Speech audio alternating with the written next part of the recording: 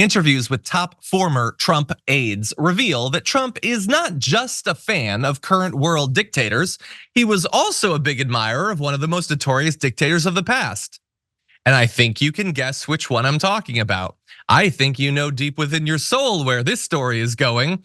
Former Chief of Staff John Kelly revealed that yes, Trump admired Hitler. We'd already had reason to believe that. The dude used to sleep with a copy of Hitler's speeches next to his bed, but he also apparently said, according to the former Chief of Staff, well, Hitler did some good things. To which John Kelly says, well, what? And he said, well, Hitler rebuilt the economy. But what did he do with that rebuilt economy? He turned it against his own people and against the world. And I said, sir, you can never say anything good about this guy. Nothing. I mean, Mussolini was a great guy in comparison. First of all, you don't need to give credit to Mussolini in criticizing Donald Trump or Hitler. You know, it's too soon for us Italians. But anyway, it's pretty hard to believe he missed the Holocaust and pretty hard to understand how he missed the 400,000 American GIs that were killed in the European theater. But I think it's more, again, the tough guy thing. He would ask about loyalty issues and about how when I point out to him the German generals as a group were not loyal to him, to Adolf Hitler, and in fact tried to assassinate him a few times, he didn't know that. He truly believed when he brought his generals in that we would be loyal, that we would do anything he wanted us to do. So he thinks he rebuilt the economy and that's cool. And John Kelly is like, don't you get that nearly 500,000 American soldiers died?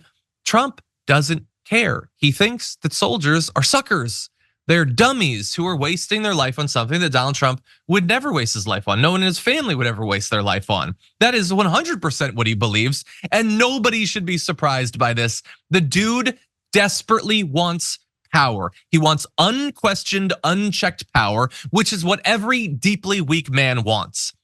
Every man who does not believe that he can truly rally people to his side, that he can truly persuade people, that he can truly win within the system, wants to rig the system so that he can't help but win. That's what weak, broken men do. That's what they do around the world. His best buds, the dictators of various countries, and that's what he wants to do for himself. So look, it's disgusting, it's abhorrent, but nobody should be surprised by this.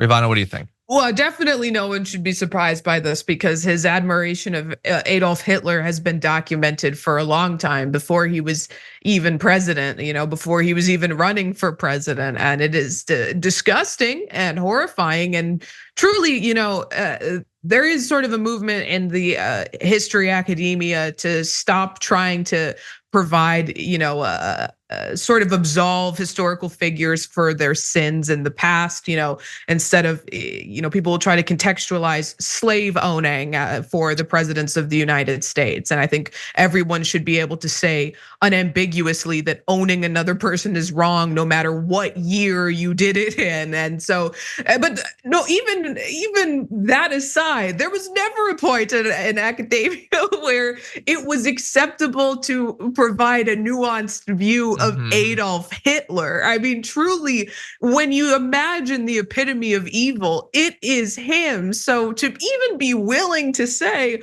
oh, well, he was great for the economy and his soldiers loved him. Yeah. And then the people continued to work for him after he said these things, I think is also an indictment on all of them.